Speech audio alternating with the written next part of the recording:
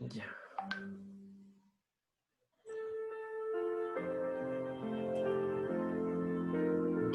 Ya, partimos nomás. Vamos a partir con el sermón solamente. ¿Se ve? ¿Se puede ver ya?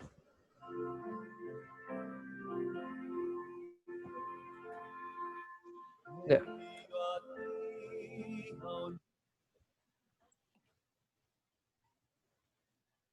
¿Se ve, cierto? Sí, sí se Ya, ve. perfecto. ¿Oremos para comenzar?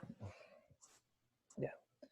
Querido Dios que estás en el cielo, ahora que vamos a comenzar con el tema central, quiero rogarte, Señor, que tu Santo Espíritu nos ilumine, Señor, y nos dirija en lo que se ha preparado para hoy día, Señor. Te lo pedimos en el nombre de Jesús. Amén. Bueno, hermanos, el sermón de hoy día que preparé en realidad es una tarea. Voy a aprovechar de hacer una tarea de que en el curso de escatología nos pidieron que pudiéramos hacer un sermón en la iglesia sobre los temas que estábamos estudiando. Así que, bueno, aparte de eso, en un seminario de Lectura Urrutia traté de elegir un tema y elegí este tema de Daniel 8:14, ya sobre, en la parte que tiene que ver con el conflicto de los tiempos que hay en Daniel 8:14 con otras interpretaciones. ¿Ya? Así que vamos a partir. Bien. A ver si me toma esto. Ahí. Bueno, dice, viajar en el tiempo. ¿Se han imaginado alguna vez que alguna vez podrían viajar en el tiempo? ¿A dónde irían? ¿Qué cosas cambiarían tal vez? Tal vez viajar al pasado y arreglar algunos errores que uno ha cometido. Yo creo que todos por lo menos hemos pensado en algo similar. Eh, eh, la idea de viajar en el tiempo o de conocer el futuro es algo que siempre ha sido un deseo o un sueño del ser humano, de poder controlar el futuro, de poder controlar el pasado, poder decir, poder corregir ciertas cosas, es algo que el ser humano siempre ha querido, pero el tiempo para nosotros, al ser lineal, no tiene un antes ni un después, siempre es un presente. Em,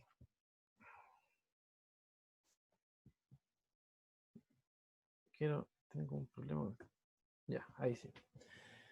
El ser humano lamentablemente a través de cosas que no deberíamos usar como la adivinación, la carta astral, la gente hoy en día es muy apegada al tema del zodiaco, ¿cierto? A canalizar espíritus con el deseo de poder conocer su futuro. Eso es algo que la humanidad siempre ha querido saber, y hoy en día la gente siempre está muy interesada con este tipo de temas y lamentablemente usan métodos inapropiados o que en realidad que Satanás ha desarrollado para poder engañar a la gente. En el libro de Daniel, Dios en el capítulo 2, como ya hemos mucho estudiado, Dios se enfrenta, desenmascara a todos estos sabios, astrólogos y adivinos y da a demostrar que ellos no son capaces de demostrar el futuro. Y Dios sí es capaz de demostrar el futuro. Entonces, en el libro de Daniel hay un conflicto directo con relación a los tiempos. Algunos piensan que pueden cambiar los tiempos, ¿cierto? Los astrólogos y adivinos creen que pueden leer el futuro, pero el libro de Daniel es bastante tajante en decir que solamente Dios es el que conoce el futuro, ¿cierto? En Daniel 2, del 27 al 28, dice que Daniel respondió delante del rey cuando le pidió la interpretación del sueño, y todos fallaron. Dice, el misterio del rey demanda, ni sabios, ni astrólogos, ni magos, ni adivinos lo pueden revelar al rey. Pero hay un Dios en los cielos, el cual revela los misterios, y él ha hecho saber al rey Nabucodonosor lo que ha de acontecer en los postreros días. He aquí tu sueño y las visiones que has tenido en tu cama. O sea, lo primero que establece el libro de Daniel es que el que conoce los tiempos solo es uno, Dios. El único que conoce el futuro es Dios. Toda otra persona que trate de adivinar el futuro o trate de predecir el futuro, tal vez pueda atinarle alguna vez, pero no puede tener exactitud plena con respecto a los eventos futuros. Solamente Dios puede saber eso. Por eso todos estos instrumentos que se usan para adivinar son completamente inciertos. Se pueden cumplir, a veces no.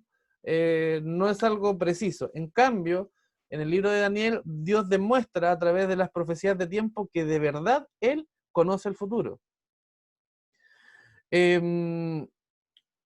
Incluso en Daniel capítulo 2, Dios da una secuencia de los imperios, ¿cierto? Que iban a existir, que iban a existir, empezando desde Babilonia, Medo-Persia, Grecia, Roma, la Roma imperial, que después se iba a convertir en una Roma religiosa y que finalmente iba a venir una roca exterior a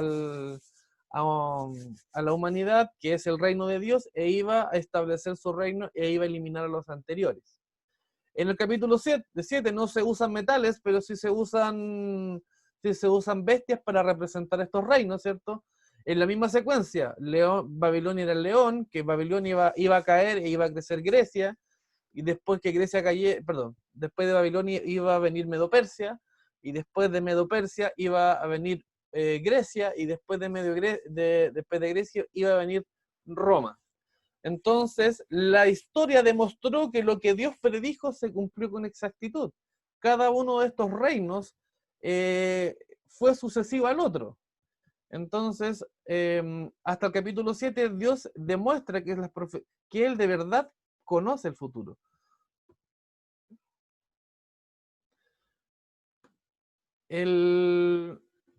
Ahora, Daniel 2 deja algo establecido que yo creo que es parte de lo que yo quiero conversar, el tema de los tiempos, del conflicto de los tiempos, que es que dice que Dios es el que muda los tiempos y las oportunidades, quita reyes y pone reyes, y que es Él el que revela lo profundo y lo escondido. Nadie más puede hacerlo. Y nadie más puede cambiar los tiempos. Eso es algo importante de que quiero recalcar. En el capítulo 8, ya entra nuevamente Dios a hacer una profecía de tiempo, pero ya Babilonia, como ya ha pasado, desaparecen después del capítulo 7, toma ahora a Medo-Persia y a Grecia. Pero ahora, en vez de usar metales o en vez de usar bestias, usa dos animales que tenían que ver con los sacrificios del templo, que son un carnero y un macho cabrío.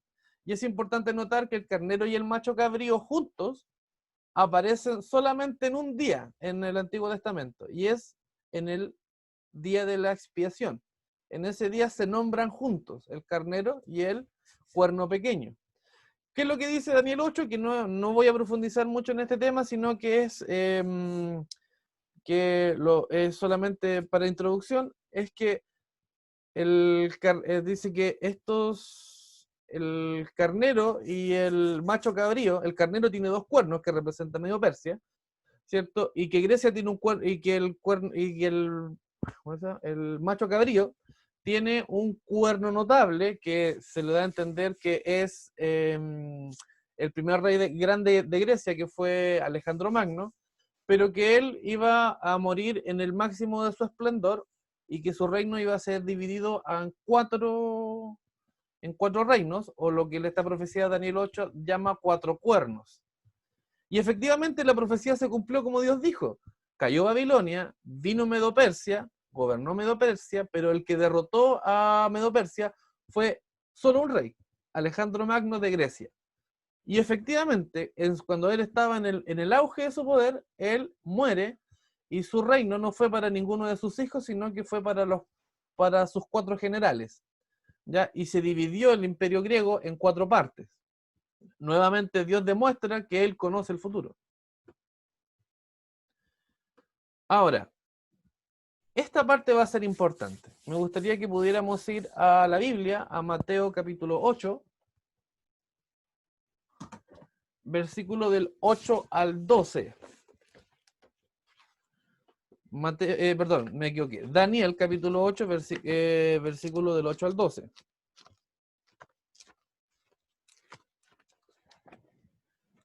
y vamos a leer un poquitito porque el cuerno pequeño nos atañe, nos importa para el sermón de hoy día, que tiene que ver con los tiempos. Entonces, Daniel 8, del versículo 8 al 12, dice lo siguiente. Dice, y engrandecióse en gran manera el macho cabrío, que está hablando de Grecia, y estando en su mayor fuerza, aquel gran cuerno fue quebrado. Y en su lugar subieron otros 4 maravillosos o 4 cuernos hacia los 4 vientos del cielo. ¿Qué es lo importante aquí? Algunas interpretaciones dicen que el cuerno pequeño tenía que salir de los 4 cuernos que le salieron al carnero. ¿Ya? Pero cuando uno lee bien el texto, dice que en el versículo, nuevamente en el versículo 8 al final, dice que en su lugar subieron 4 cuernos hacia los 4 vientos del cielo, y el versículo 9, y de uno de ellos salió un cuerno pequeño. Si uno leyera a la rápida, da a entender que podría ser de uno de los 4 cuernos, pero cuando uno lee con más detención, se da cuenta que tiene que ver que sale de uno de los 4 vientos. O sea que el cuerno pequeño no va a tener relación con el imperio griego, sino que va a venir de otro lado. ¿Ya? Dice, y el cuerno pequeño, el cual creció mucho hacia el sur, al oriente y hacia la tierra deseable. Y engrandecióse hasta el ejército del cielo, y parte del ejército de las estrellas se echó por tierra y las holló. Aún contra el príncipe de las fortalezas se engrandeció, y por él fue quitado el continuo sacrificio. En el lugar de su santuario fue echado por tierra. Y el ejército fue el entregado a causa de la prevaricación sobre el continuo sacrificio, y echó por tierra la verdad, e hizo cuanto quiso, y sucedióle y prosperó todo lo que quiso. Entonces aquí vemos que este cuerno pequeño, que según lo que hemos visto con detención, no nace de Grecia, de uno de los 4 cuernos, sino de uno de los 4 vientos del cielo, que quiere decir que viene de otra parte, ¿cierto? Y dice que primero tiene una expansión terrenal, pero que después ya no tiene una expansión terrenal, sino que dice que se engrandeció hasta el cielo. Nosotros creemos que el cuerno pequeño, con el único que puede encajar correctamente, es con Roma, ya en su fase terrenal y en su fase religiosa.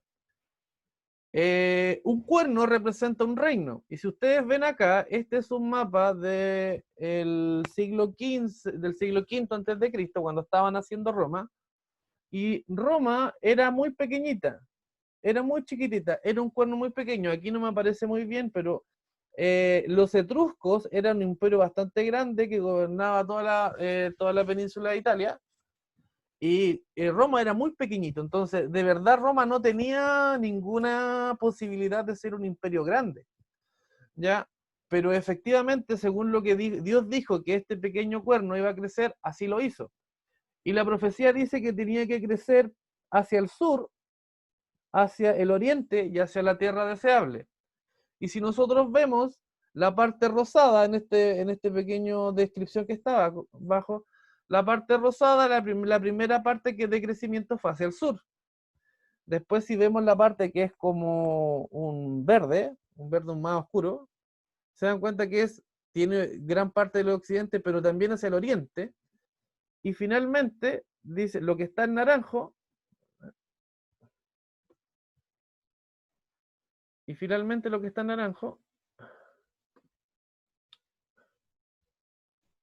dame un segundo que necesito, ahí sí. Y finalmente lo que está en naranjo es la tierra deseable, que es Palestina, Judea. Efectivamente, el cuerno pequeño cuadra con la descripción de Roma cuadra con la descripción del cuerno pequeño, porque al principio fue muy pequeño y primeramente creció hacia el sur, según lo que dice en el siglo V y en el siglo IV. Después creció hacia el oriente en el siglo III, y en el siglo II ya llega a la tierra deseable, que es Palestina y Judea. Entonces, efectivamente lo hace. No hay otro que haya hecho ese tipo de expansión. Pero dice que después este cuerno pequeño cambia su rumbo. Ya no hay un crecimiento un crecimiento terrenal, sino que empieza a hacer otras cosas. Dice que echa por tierra parte del ejército y de las estrellas, dice, los pisoteó. O sea, su dirección dejó de ser terrenal y empezó a ser hacia arriba, hacia el ejército de los cielos, ¿cierto? Después dice que fue contra el príncipe de los ejércitos. Si nosotros tomamos esta frase, pues vamos a llegar a Josué y nos vamos a dar cuenta, el libro de Josué, y vamos a dar cuenta que el ser celestial que se presenta delante de Josué es el príncipe, se llama a sí mismo el príncipe de los ejércitos de Jehová. Entonces aquí nos estamos dando cuenta que este cuerno pequeño no está haciendo un ataque ya hacia sus pares terrenal, sino que está atacando derechamente al cielo. Y dice que este cuerno pequeño, en esta fase religiosa, va a quitar el continuo. La mayoría de las frases que salen ahí dice continuo sacrificio, ¿ya? Y lo que colocan como sacrificio la ponen en cursiva porque la persona que tradujo cree que se está refiriendo al continuo sacrificio. Pero en realidad en el hebreo solo dice tamid, continuo. ¿Qué quiere decir? Que este cuerno pequeño fue que quitará el continuo. Si nosotros limitamos,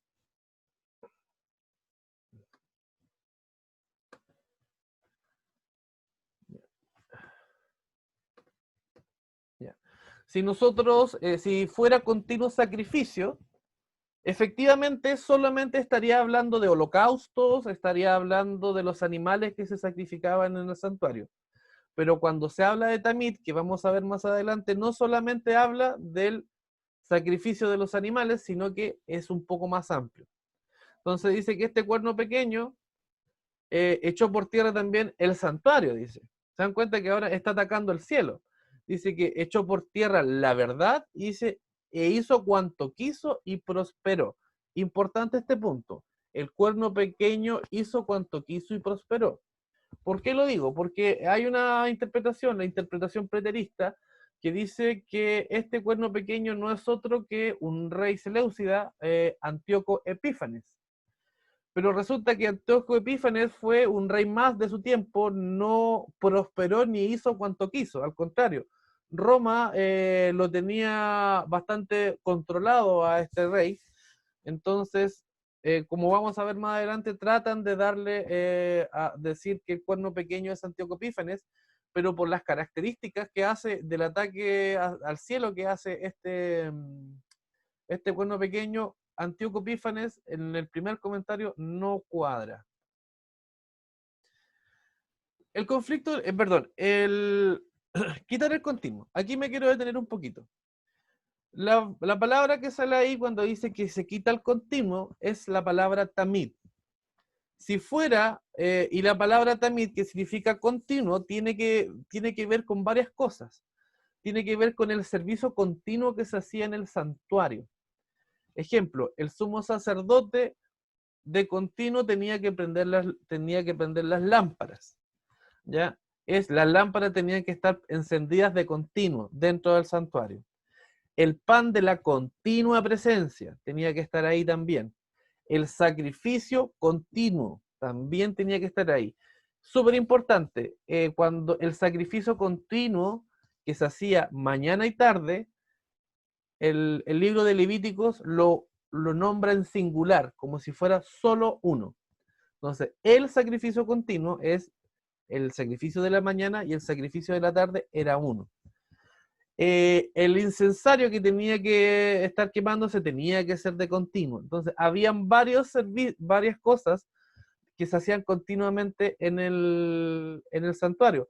El fuego que ardía de continuo también tiene una relación con esta palabra. Entonces, al decir que el cuerno pequeño quitaría el continuo, lo que está haciendo es que este ataque es hacia el santuario, hacia su servicio. Nosotros creemos, la Iglesia Adventista cree que Jesucristo es nuestro sumo sacerdote en el santuario celestial.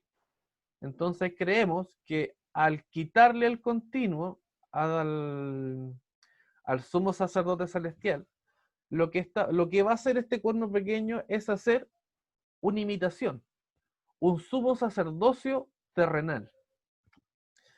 Ahora, hay algunas palabras aquí que se usan también para Tamid, ejemplo, Hanchei Tamid, que significa hombres con una constante responsabilidad. Hay otro que es Estamid, que habla del fuego que arde permanentemente. El Arujat Tamid, que habla de la razón, ¿cómo se llama? Ración continua. Y Olat Tamid, que habla de holocaustos continuos, y Hatamid o Minhat Tamid, que habla de los sacrificios continuos. Si aquí en Daniel 8:14 fuera, perdón, si aquí en Daniel 8 fueran que se quitó el continuo sacrificio, debería decir Olat Tamid o Hatamid, pero no dice eso, solamente dice Tamid, continuo. Entonces, eso le da una mayor amplitud al ataque que está haciendo en contra del continuo. Es en contra del sacerdocio completo de Jesucristo. Ahora, en Daniel 8, del 13 al 14, se da la duración. Me gustaría que pudiéramos leerlo. En Daniel 8, del 13 al 14, dice: yo oí un santo que hablaba, y otro de los santos dijo a aquel que hablaba: ¿hasta cuánto durará la visión del continuo y la prevaricación asoladora que pone al santuario y al ejército para ser hollados? Esa es la pregunta. ¿Qué está preguntando aquí? Si nos damos cuenta, la profecía comenzó con un macho cabrío y un carnero en conflicto, pasó a este cuerno pequeño, y este cuerno pequeño ahora hace un ataque religioso hacia el santuario y hacia el servicio del santuario y hacia los santos del santuario. El santo pregunta: ¿hasta cuánto dura esto? Esa es la pregunta. ¿Hasta cuándo va a durar todo esto? Esta visión, ¿hasta cuándo dura? Y hace algo súper preciso. ¿Hasta cuándo dura la visión del continuo? ¿Y hasta cuándo la transgresión asoladora que pone el santuario y el ejército para ser pisoteados? ¿Hasta cuándo las actividades del grupo del cuerno pequeño va a durar? Y la respuesta es hasta 2300 días de tardes y mañana. Y el santuario será purificado. Eso es lo que va a durar. Ahora, la palabra purificado ahí dice, se puede traducir como absolver, como hacer justicia, vindicar, e incluso puede llegar a ser como probar su inocencia.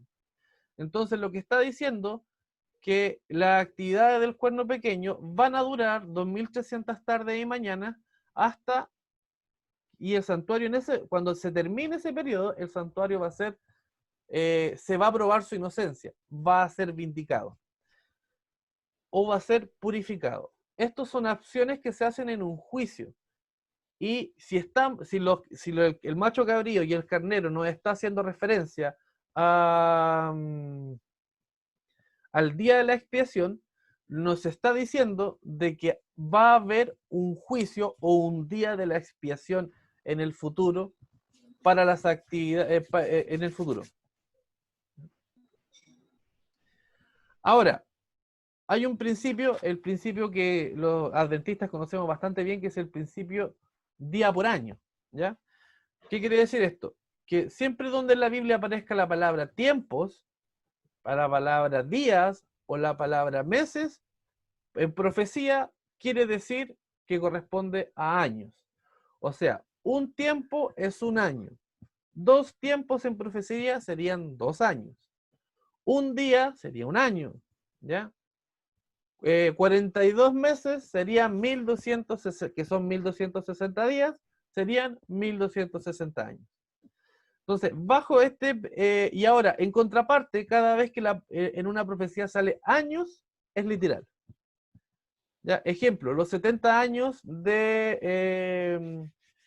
que estarían en Babilonia los israelitas fueron literales.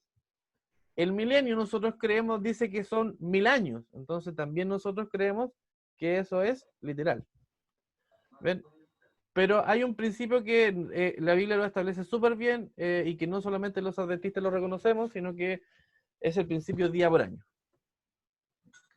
Ahora, algunos ejemplos de esos tenemos las genealogías de Génesis. Si nosotros vamos a tomar cualquier genealogía, las genealogías de Génesis, dice que esta persona vivió tantos días y después dice de años. Esta otra persona vivió 969 días de años. Entonces, hace una relación en relación a los días y los años.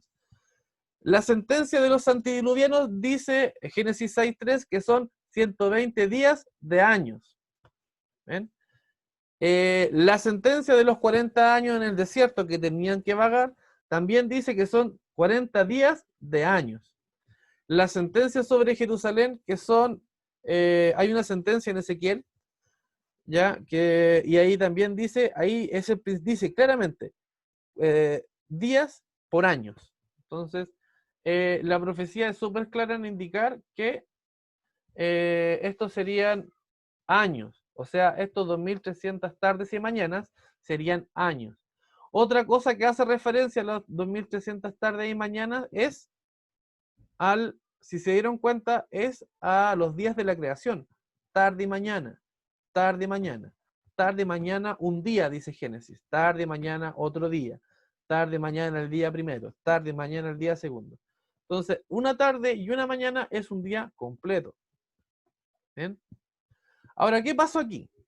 Daniel 8:27 dice que Daniel fue quebrantado y estuvo enfermo por algunos días. Cuando convalecí, hice el negocio del rey, mas estaba espantado acerca de la visión y no había quien la entendiese. Decía, él no podía entender esta visión, no entendía nada en ese minuto. Incluso si llegara a entender algo, estaba diciendo que 2300 días son 2300 años para que el santuario sea vindicado. Él esperaba que el santuario iba a ser reconstruido y que los israelitas iban a salir después de 70 años. Eso es lo que él esperaba. Entonces, cuando viene esta visión de 2300 tardes y mañanas, que él entiende que son 2300 años, es algo que es demasiado para él. Lo que Daniel entiende es que Ciro, ejemplo, ¿qué es lo que entiende Daniel? Que Ciro, que es un tipo de Mesías, ordenaría la reedificación de Israel y del templo. Eso es lo que él entendía. Y resulta que Daniel está teniendo esta profecía en el tiempo que el rey Ciro existe. ¿Ya? Entonces, cuando aparece este rey Ciro, que fue profetizado alrededor de, son como 200 años de que el profeta Isaías profetiza la existencia de un rey que se va a llamar Ciro, ¿ya? Y que iba a realizar la reedificación de Israel y del templo. ¿Ya? Y ahora Daniel está en Babilonia, exiliado, y acaba de aparecer un rey hace algunos años, Ciro, ¿ya? Que se llama Ciro, y que está gobernando en ese minuto todo lo que es el imperio medo-persa donde vive él. Y lo otro que sabía Daniel era que la asolación de Israel terminaría en 70 años literales, no en 2300 tardes y mañana. Eso es lo que él sabía. Entonces, lo que él está tratando de entender, ¿qué es? Está tratando de entender esta visión, la visión de las 2300 tardes y mañana. Hay que tenerlo en mente eso. Entonces, aparece por primera vez Gabriel, ¿ya? Y viene a enseñarle a enseñar de qué se trata esta visión. Y de Ciro, como un tipo de Mesías, ahora el ángel le va a enseñar, lo va a llevar al Mesías príncipe. Y los 70 años literales que que el profeta Jeremías había profetizado, ahora el ángel los va a llevar a 70 semanas. Le va a mostrar el futuro de Israel. Las 70 semanas son parte de las 2300 tardes y mañana. Eso es algo que tenemos que tener súper en cuenta.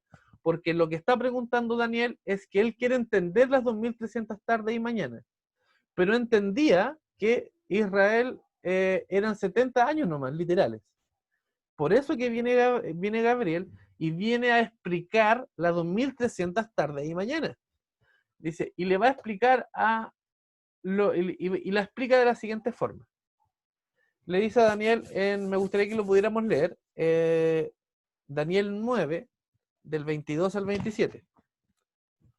Daniel 9, el capítulo 22 al 27. Dice así: e hízome entender y habló conmigo, y dijo: Daniel, ahora he salido para hacerte entender la declaración. Al principio de tus ruegos salió la palabra, y yo he venido para enseñártela, porque tú eres varón de deseos. Entendiendo pues la palabra, y entiende la visión. ¿Qué visión? Hasta ahí. Está hablando de la visión de los 2300 tardes de mañana, la que acaba de tener en el capítulo 8. 70 semanas están determinadas sobre tu pueblo y sobre tu santa ciudad, para acabar con la prevaricación y concluir el pecado y expiar la iniquidad, y para traer la justicia de los siglos, y sellar la visión y la profecía, y ungir al santo de los santos. Así lo traduce acá. Ahí vamos a hablar un poquito de eso. Sepas pues y entiendas que desde la salida de la palabra para restaurar y edificar a Jerusalén hasta el Mesías príncipe habrá 7 semanas.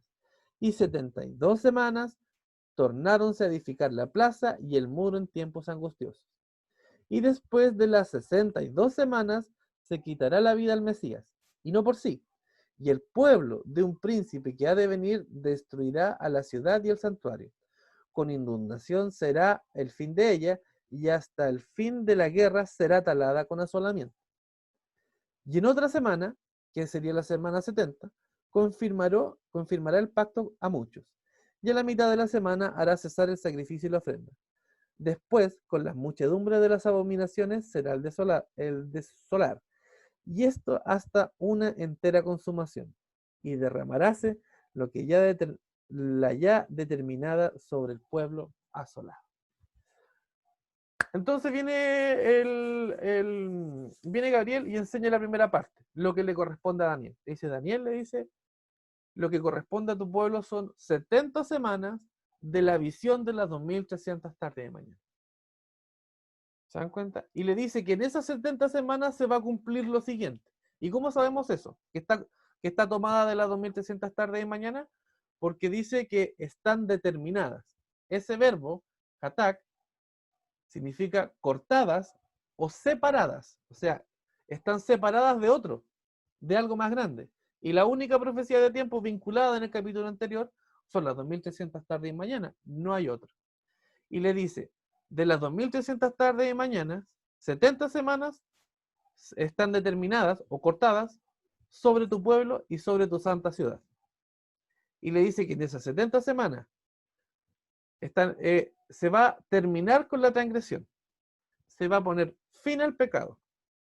Se va a expiar la iniquidad para traer la justicia perdurable, sellar la visión y la profecía, y ungir, aquí la traducción de nosotros dice el santo de los santos, pero otras traducciones más correctas traducen el lugar santísimo o el lugar de su santuario, también lo traducen. ¿Ya? ¿Y saben qué me acordé de esto? Me acordé de el 70 veces 7. Se han preguntado, siempre que nosotros hablamos de un sermón sobre las 70 veces 7, nosotros la usamos para aplicar al perdón, ¿cierto? De que uno tiene que perdonar en gran manera, que infinitas veces, que el perdón no debe ser limitado, ¿ya? Pero cuando Jesucristo dijo que el perdón tenía que ser 70 veces 7, que ustedes multiplican 70 por 7 son 490. Y las 70 semanas, si tú lo tomas el principio día por año, también da 490. Entonces lo que Jesucristo le está diciendo a Pedro cuando dijo 70, que tenía que perdonar 70 veces 7, lo que le está diciendo es que el perdón va a ser como la profecía de las 70 semanas. Que Jesucristo lo está llevando las 70 semanas. Y le está diciendo que el perdón es total. Se perdona la transgresión, se pone fin al pecado, se expía la iniquidad y se trae la justicia perdurable. Así es el perdón, le está diciendo Jesucristo a Pedro, y le está indicando las 70 semanas. Eso le está indicando. Ahora, veamos algunos detalles con respecto al tema. Entonces lo primero que tenemos que saber es cuándo parten. ¿Cuándo parten entonces las 70 semanas y cuándo parten las 2300 tardes y mañanas? El Gabriel en Daniel 9:29 dice lo siguiente: sabe pues y entiende que desde la salida de la palabra para restaurar y reedificar a Jerusalén, dice, desde ese momento parte la profecía de las 2300 tarde y mañana, y por ende las 70 semanas parten juntas. ¿Cómo podemos fechar eso? Algunas personas, como los que creen en el futurismo, fechan ese decreto en el año 444 para tratar de hacerlo calzar con la muerte de Jesús el año 33, que ellos especulan que Jesucristo muere en el año 33. Entonces, ellos tratan de calzar este decreto en el año 444. Pero resulta que hoy en día nosotros ya sabemos que ese decreto, la entronación ya sabemos cuál es la fecha del decreto. Esdras dice que fue en el 7º año de Artajerjes. Y resulta que la entronación de Artajerjes ocurre el 3 de enero del 464. Y si tú le restas 464, 7 años, que es en el 7º año, llegamos a la fecha 457 a.C. O sea, las 2300 tarde y mañana parten en el 457 después de Cristo. No hay otra fecha. No puede ser posterior. Tiene que ser ahí. No hay otra porque el 7º año de Artajerjes hoy ya se sabe que es el 457. ¿Ya? Y cuando nosotros partimos, entonces, la profecía se va a dividir en tres partes. Primero dice que son 7 semanas, 49 años, 62 semanas, 434 años, después de los 49, y después una última semana que son 7 años, que tiene que venir después de que se cumplan las 62 semanas. En total dan 490 años. En las 70 semanas se va a consumar el perdón. No estamos diciendo que todo se ha completado, ¿ya? Pero se consuma el perdón dentro de las 70 semanas. ¿Ya?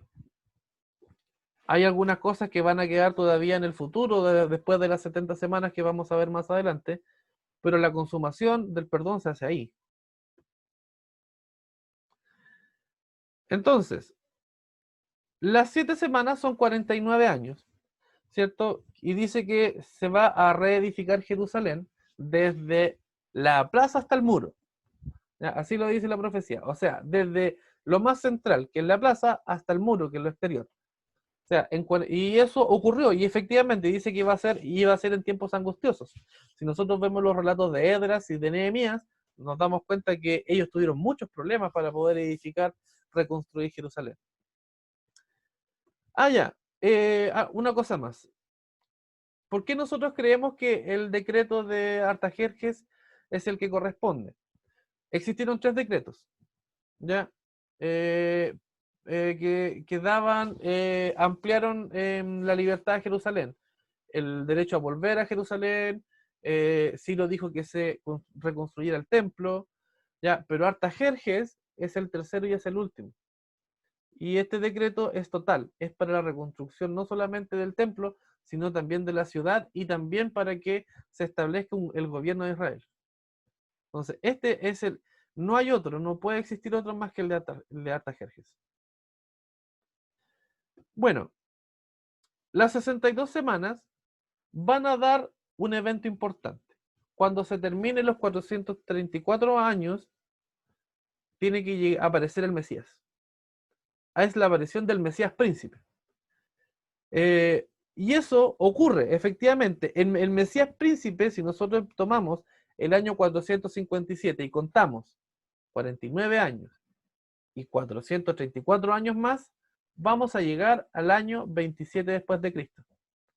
Y efectivamente Jesucristo aparece alrededor de esa fecha. Ya, nosotros creemos que si esta profecía es lo suficientemente precisa, ese es el año en que el Mesías aparece. Y por último dice que la última semana, que son 7 años, va a tener que ver con ya el final de las 70 semanas. Dice que durante esos 7 años se le va a quitar la vida al Mesías. Que durante esos 7 años después que aparezca el Mesías príncipe, el pueblo del príncipe que ha de venir destruirá la ciudad y el santuario. Nosotros, por lo que he aprendido aquí de nuestros teólogos, existen dos posturas con respecto a esta parte del versículo. La primera es que el príncipe del pueblo que ha de venir y destruir la ciudad y el santuario es Tito, ¿ya? Y la otra postura es que el pueblo del príncipe que ha de venir dice que ese príncipe es Jesús. Y el pueblo no es el ejército romano, sino que son los judíos. Ahí podemos discutir un poco cuál es la postura de uno y otro, pero yo me inclino en realidad por la opción B, de que el pueblo del príncipe que ha de venir, el príncipe que ha de venir es Jesús, y el pueblo de Jesús son los judíos. Entonces, yo me inclino más por la segunda creencia, que en realidad ese pueblo que destruye el templo y la ciudad, por consecuencia, son los judíos. Los que lo ejecutaron, lo vamos a ver más adelante, son los romanos. Pero ellos fueron culpables de la destrucción de su ciudad y de su santuario. Así por lo menos, recuerden que tiene que calzar dentro de las 70 semanas.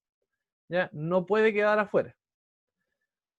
Ahora dice, y que dentro de las 70 semanas se confirmará el pacto con muchos, cesará el sacrificio y la ofrenda. ¿Ya? Y dice, el mismo versículo de Daniel, dice que después de la semana 70 vendrá la abominación asoladora. Mateo 23:38, Jesús dice lo mismo, que la abominación asoladora viene después. Por eso creo yo que los ejércitos romanos no cuadran con la parte del pueblo del príncipe que ha de venir, sino que cuadran con la abominación desoladora que vendrá después de las 70 semanas. ¿Bien? Ahora, ¿qué ocurre? Cristo declara que el templo quedó desolado en Mateo 23:38. Jesús dice claramente que la abominación desoladora aún está en el futuro. Eso lo dice en Mateo 24:15. ¿Ya? Pero miren lo que ocurre. En Mateo 27, 22, 37, el pueblo pide la crucifixión de Cristo. Dice, y que él, ¿se acuerdan lo que dice? ¿No? Es súper fuerte lo que dice. Ellos dicen que la sangre de Jesús cayera sobre ellos y sobre sus hijos. Entonces, el hecho de que la nación judía haya rechazado a Jesucristo y lo haya crucificado, es suficiente evidencia para decir que ellos destruyeron su ciudad, creo yo. Bien, ahora, hay algo más. Jesucristo murió a la mitad de la semana. Quedaban 3 años y medio más. Nosotros creemos que esos 3 años y medio más, Jesús dijo que el evangelio se debía predicar a los judíos, a nadie más. Pero cuando se terminó esos 3 años y medio que completaba la última semana, ya la exclusividad para el pueblo judío se acabó. Por eso dice el ángel que eran 70 semanas determinadas para los judíos. Y Jesucristo lo respetó. Después de su muerte y su ascensión, los discípulos no predicaron a nadie más que a judíos. Pero cuando viene la muerte de Esteban en el año 33, se completa la última semana. Se acabó el tiempo de exclusividad para los judíos y ahora el evangelio va a todo el mundo. Es interesante notar que estas 70 semanas dice que dentro de las 70 semanas se iba a sellar la visión y la profecía. Y resultó que Esteban tuvo una visión antes de morir. Perfectamente él sella la profecía. Cerró las 70 semanas. Entonces, eso calza perfectamente con el fin de las 70 semanas. Y esto es más o menos lo que nosotros hemos enseñado durante mucho tiempo y es más o menos el resumen de lo que yo les acabo de enseñar hoy. Primero, en el año 457 se da el decreto de Artajerjes, comienzan los 2300 tardes y mañana y las 70 semanas. 7 semanas, ¿cierto? Llegamos al 408, ¿cierto? Y 434 años después, llegamos al 27 después de Cristo con la aparición del Mesías, ¿ya? Y la última semana, en el año 31, dice que el Mesías moriría, ¿cierto? Y se cesaría el sacrificio y la ofrenda. ¿Se acuerdan que cuando Jesucristo muere, se raja el velo de arriba a abajo? Generalmente cuando uno raja algo, lo raja desde abajo hacia arriba, pero el velo del templo se rajó de arriba hacia abajo. Entonces, el hecho de que sea que para el cielo, ahí en el sacrificio de Jesucristo, se cesó el sacrificio y la ofrenda. En el año 34 muere el primer mártir, que fue Esteban, teniendo una visión, sellando la visión y la profecía como lo estaba indicando las 70 semanas. Se acabaron las 70 semanas. Y la abominación asoladora no está dentro, está fuera. La destrucción de Jerusalén y del santuario está fuera. Pues de esa forma podemos decir que los judíos, ellos mismos, al rechazar a Jesucristo y al asesinarlo, y después al asesinar y perseguir a los mártires, ellos sellaron del destino de su ciudad y de su santuario. Que el mismo Jesús dijo antes de morir que en ese momento quedaba desolado. Solamente que en el año 70 se cuadra con lo que dijo Jesús. La abominación asoladora estaba en el futuro. ¿Ya? Y que en el año 70 simplemente fue la ejecución de un juicio que ya se había hecho a la nación judía. ¿Qué es lo que falta? Recuerden que los 70 semanas son parte de los 2300 tardes y mañanas. ¿Qué es lo que faltaba? La aparición del cuerno pequeño en su crecimiento hacia el cielo. Eso faltaba. Porque el cuerno pequeño ya existía, ya se había establecido. Roma imperial ya estaba establecida. Y ya se había expandido, como había dicho la profecía. Estaba ahí. Pero faltaba esto. Faltaba la aparición del cuerno pequeño en su crecimiento hacia el cielo. ¿Cierto? En la usurpación del sacerdocio de Jesucristo y la implantación de un sacerdocio terrenal. ¿Ya? Nosotros creemos que el único que cuadra con todas estas indicaciones es Roma papal, ¿ya? Porque el cuerno pequeño tiene que ser uno, tiene que tener una fase terrenal y después él mismo tiene que tener una fase creciendo hacia el cielo, una fase religiosa. Entonces, el único que cuadra con estas características es Roma papal, no hay otra. ¿Ya? Y dice que el cuerno pequeño y que tiene que prosperar, dice. Y va a durar hasta la segunda venida de Cristo. Y Roma imperial ya no existe. Y Antíoco Epífanes, que podría ser una propuesta para el cuerno pequeño, tampoco existe. Y el cuerno pequeño tiene que durar hasta el final. Entonces, eso es lo que falta. Hasta después de las 70 semanas es lo que faltaba. Y lo otro que faltaba era la purificación del santuario. La purificación del santuario estaba después de los 2300 tardes y mañana. Y eso solamente hay una fecha para eso. 1844. No hay otra. No hay otra fecha más que eso. Porque tenemos la fecha de partida, el 457, y eso nos lleva irrevocablemente a 1844. La purificación del santuario, en referencia al día de la expiación, no hay otro día más que el día de la expiación de 1844. No hay otro. Y es lo que falta de la profecía. ¿Cuál es el conflicto? La acusación que cae de la profecía bíblica y de lo que tuvieron los protestantes hasta el siglo XIX, de decir que Roma papal era el cuerno pequeño, fue rebatida. Fue rebatida por los mismos sacerdotes católicos y que ellos establecieron nuevas formas de contar el tiempo. En las 2300 tardes y mañana, ellos no lo traducen como 2300 tardes y mañana, sino que ellos dicen que son 1150 sacrificios continuos.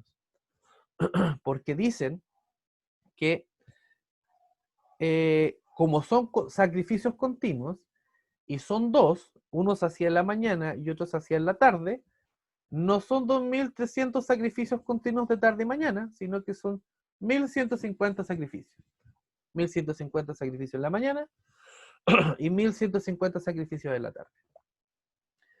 El problema con eso, que se lo expliqué al principio, es que cuando uno va a Levíticos, dice, cuando habla del sacrificio de la mañana y de la tarde, dice que son uno. ¿Ya? Así que esta interpretación de los 1150 sacrificios en la mañana y 1150 sacrificios en la tarde no está correcta, porque son 2300. Si fuera así, deberían ser igual 2300 sacrificios, no 1150. Algunas traducciones modernas ya lo están interpretando de esa forma. La traducción lenguaje actual ya no dice 2300 tardes y mañanas, sino que dice 1150 sacrificios continuos.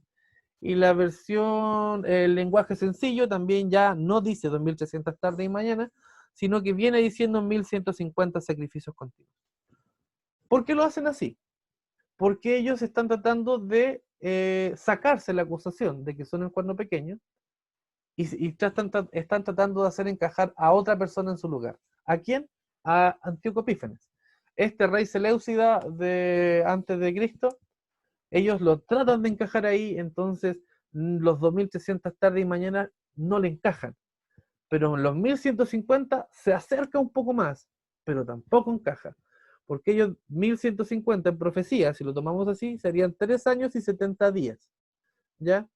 Pero la profecía, según el libro de Macabeos, dice que Antíoco Epífanes efectivamente profanó el templo, pero no lo profanó 3 años y 70 días, lo profanó un poco menos. Entonces, a pesar de que ellos traten de forzar esta interpretación preterista, tratando de apuntar a Antíoco Epífanes no cuadra tampoco con esta profecía de tiempo según de los 1150. Y cuando esto ya no tiene argumentos, pasan a la siguiente. Daniel no tiene validez histórica. Daniel en realidad fue un judío que vivió después de los acontecimientos de Antíoco Epífanes, entonces él escribió todas esas profecías porque ya habían ocurrido. ¿Ya? Eso es lo que ellos tratan de interpretar. Cuando ya no pueden dar argumentos bíblicos, pasan al otro argumento. Daniel no tiene validez. Y Daniel no existió, y que, ¿cómo se llama? Belsasar tampoco existió, y se tratan de alguna forma, anular la profecía. Pero la profecía no se puede anular. Ellos no pueden cambiar los tiempos. Por eso dice que el cuerno pequeño tratará de cambiar los tiempos y la ley. ¿Ya? Está tratando de cambiar los tiempos, pero lamentablemente no puede. Entonces, de esa forma que hace, desprestigia el libro de Daniel.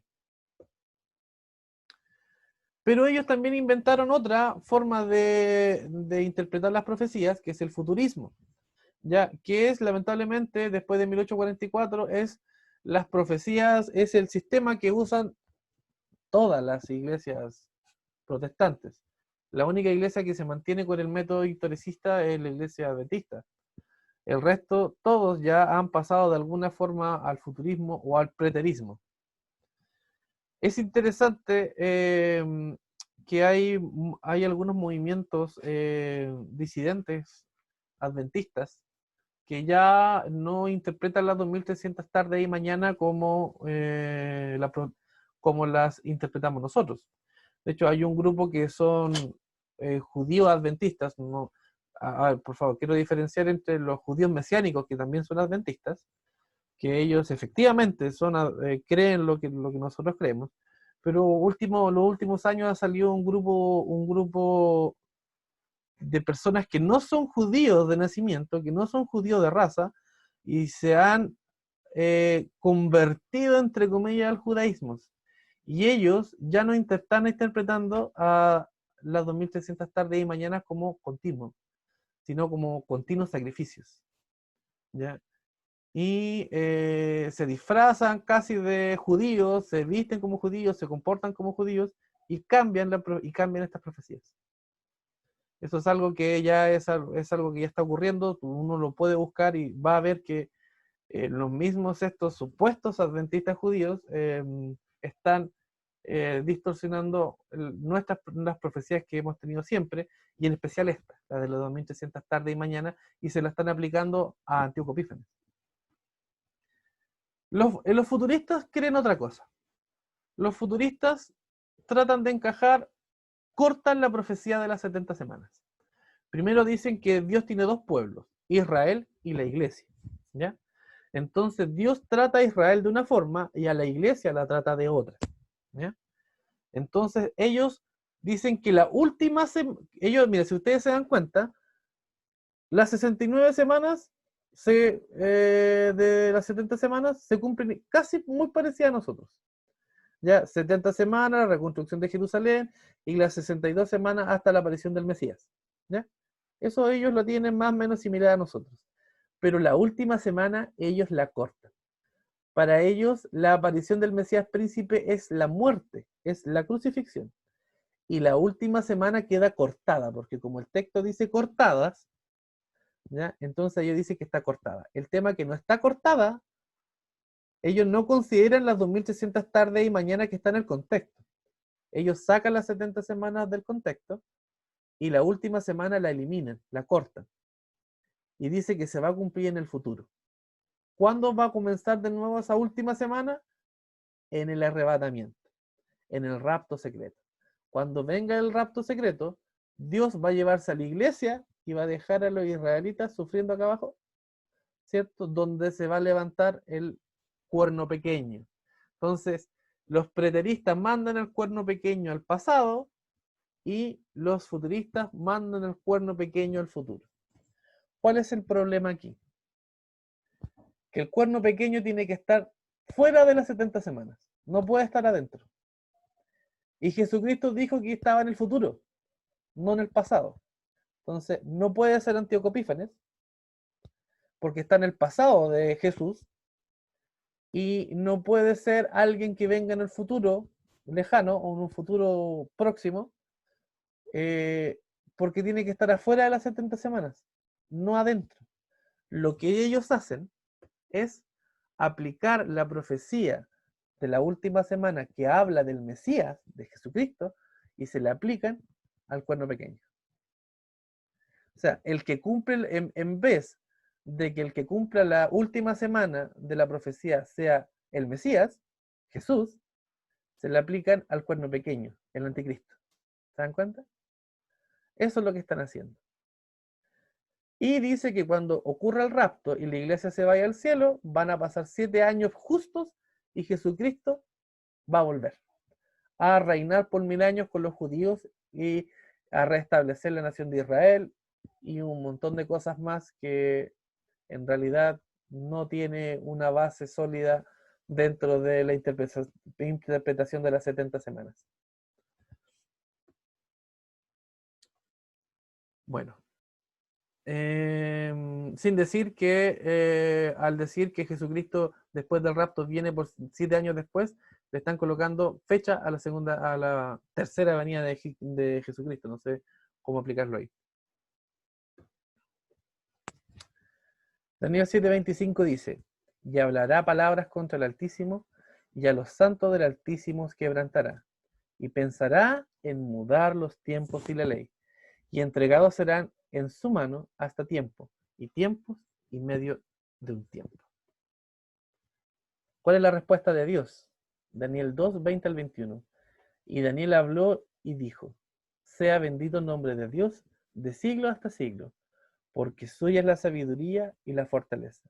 Y Él es el que muda los tiempos y las oportunidades, quita reyes y pone reyes, da la sabiduría a los sabios y la ciencia a los entendidos. Bueno, hermanos, esto fue. Que Dios los bendiga a todos. Debo darles las gracias por haberme tomado atención el sermón y espero que esto nos haya servido a todos.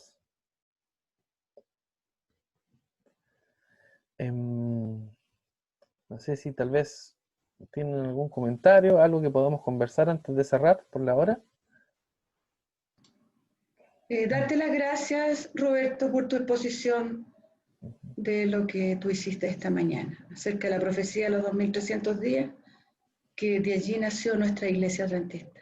Eso es lo que valoro mucho. Todas las fechas no lo van a quedar seguro, pero ya lo hemos escuchado tanto que en realidad algo tiene uno. Gracias por haberlo entregado a la iglesia. Bien, algo queda. Claro. Gracias, Roberto. También quería agradecerte. Un gran estudio hay ahí detrás de todo eso. No es fácil recordar todas esas cosas y estudiarlas, ¿verdad que sí? Y decirle a los hermanos que aquí hay, estas profecías nos ayudan muchísimo a afirmar nuestra fe.